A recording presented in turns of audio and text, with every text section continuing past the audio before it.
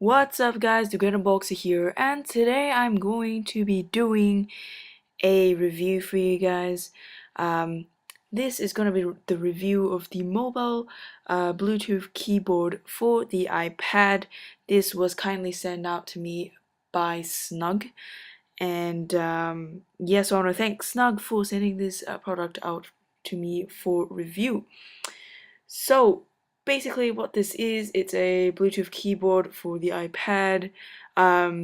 This costs $39.95, and yeah, it's nothing much to say. Hey, it's just a keyboard for the iPad that uh, connects via Bluetooth.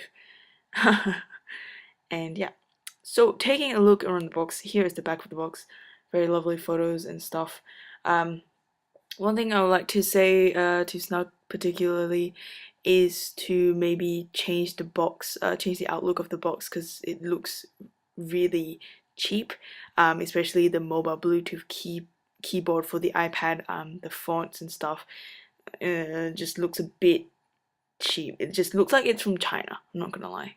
And then you've got keyboard specifications down here: Bluetooth 3.0 interface, operating system up to 10 meters.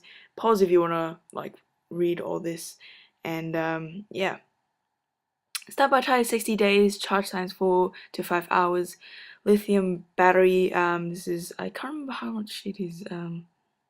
It is the 160 milliamp one.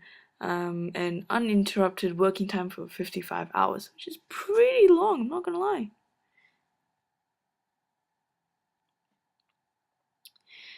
On the back, we've got some product features here. Again, the mobile Bluetooth keyboard for iPad, at least put the what do you call it, the fonts to be like capital for the first letter or something like that, because otherwise it looks really cheap, I'm not gonna lie. And here's got product features. You want to pause it to look at it, feel free to do so. And on the bottom we have got just pictures of the product itself. The first picture is just the keyboard by itself, the second one is with the iPad, and the third one is with the iPad when it's closed. Or rather, the iPad is snapped onto the case, which I will show you later on in the video. Now, opening the box, basically what you get is the quick start guide. Well, it's not really a quick start guide, it's more like a piece of paper with the instructions on it. And that just basically tells you how to operate the keyboard for the iPad, and just tells you how to connect and stuff like that. Thinking about it, to be honest, this case may come in a different type of packaging. I'm not really quite sure, because this probably is like the review one that has been sent out to me, so you might get a different packaging. Maybe the packaging would look a little bit better. I'm hoping it does. And supposedly this is supposed to come with the charging cable, which my review unit didn't come with, but basically just charges via the mini USB, and I have plenty of those lying around, so no issues with that. Here is the what do you call it? The keyboard itself. It looks really similar to the MacBook Pro's keyboard, except for the white keys.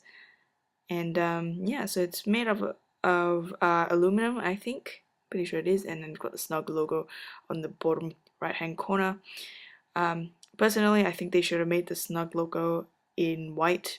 It would just blend in with the case more, just look better, to be honest, rather than the red.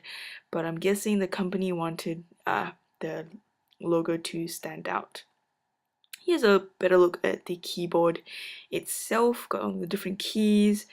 On the top they've got like all the different keyboard shortcuts and whatnot. Starting from the home button to the search button to the brightness, wallpaper, stuff like that. And I'll show you what each key does later on in this video. Here's your play, pause, forward and back. Your speakers, your And yeah, just basically all of that. And then on top we've got Bluetooth keyboard for new iPad and iPad 2. Probably should have mentioned that before, but it does work with the iPad 3 slash the new iPad, whatever you want to call it, and the iPad 2. On the bottom it's got Snugg again. And here you've got your on and off switch and your connect button, which is always good. And on the right hand side, this is your mini USB port. And yeah, so putting on the iPad onto the keyboard itself, basically just put it on. It's not that difficult.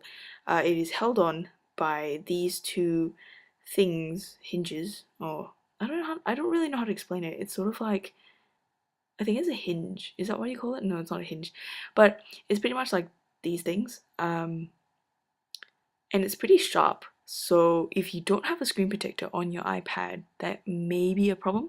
I'm not really quite sure. I have a screen protector on my iPad, so definitely no problems with that whatsoever. But basically the iPad sits on the keyboard like this, and it just looks like a mini laptop, to be honest. Just put it on like so, and then you're just ready to type and all that stuff.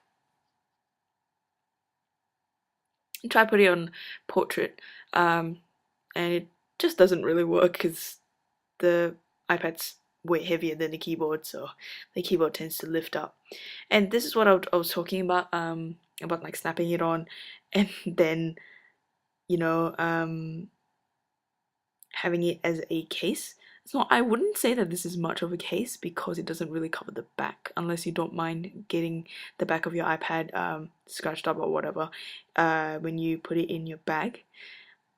But yeah, that's basically what it does. It looks like a laptop when you put it on. Personally, I wouldn't put it on like that unless I do have like another sleeve to put the iPad in, because I'm just that much of a freak when it comes to my technology. I take care of my technology, guys, okay? But yeah, so basically to connect the Bluetooth, connect the iPad with the keyboard via Bluetooth, not to Bluetooth, gotta turn on the switch and then press the connect button, and you see the blue light blinking. And to access your Bluetooth, you gotta go into general, and then you gotta click Bluetooth, then you gotta press on, and then it'll search for the device, and then you basically just have to enter the pin code on the keyboard rather, and just press enter after, and it automatically connects to the iPad, which to me, simplicity is like 5 out of 5 for that. And as you can see, it is connected. Good stuff. So that was pretty easy, not gonna lie. Moving on to the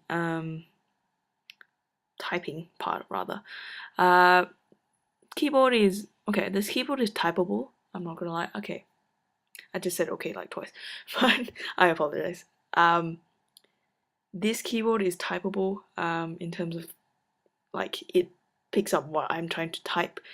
But I don't like the way that it feels when I press on the keys. I think it feels really weird, and as you can see, I spelt wither wrong.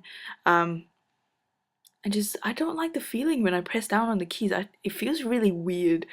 It doesn't have the clicky feeling as to most keyboards have, which I really don't like. And also, this keyboard is actually pretty tiny, so I have a feeling that if you're gonna do some sort of essay on this keyboard, you're gonna have cramps in your hands for after a while, I guess. But that is pretty much the downsides, I think.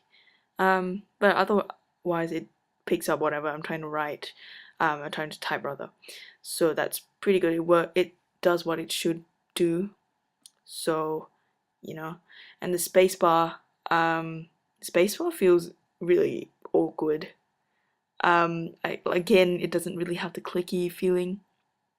So I find it really weird when I'm typing, and it doesn't feel very comfortable at all. This is just my opinion other people may have their own opinion, but this is my honest opinion about this product. I just don't really like the way the keyboard like feels when I type something. And as you can see in frustration, my hands are just like, nah, don't like this keyboard, yeah. But yeah.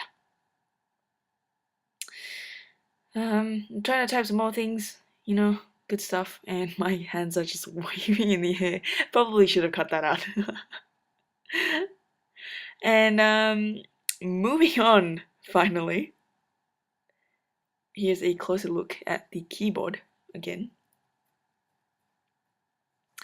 And the keyboard, the keys are in a matte kind of finish, so I'm guessing later on, after a lot of usage, your keyboard may get dirty. I'm not gonna lie, because it's matte and, you know, your fingers would get dirty and stuff like that, and it's gonna turn yellow or brown or whatever. I'm not actually quite sure whether it does have the black one. I don't know. But yeah, so the button I just pressed there was the home button, and this is the search button. And just basically just showing you how these keys work. The next button I'm going to press is the brightness button. As you can see, lower brightness, higher brightness. Pretty self-explanatory there. And this one is the picture wallpaper slideshow button thingy. When you press it, then it just turns your iPad into like a slideshow to view all your photos.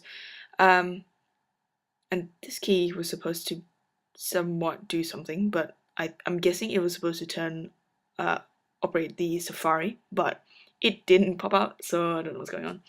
And if you have a look on the top right corner, you will see that when I press the play button, the music actually plays.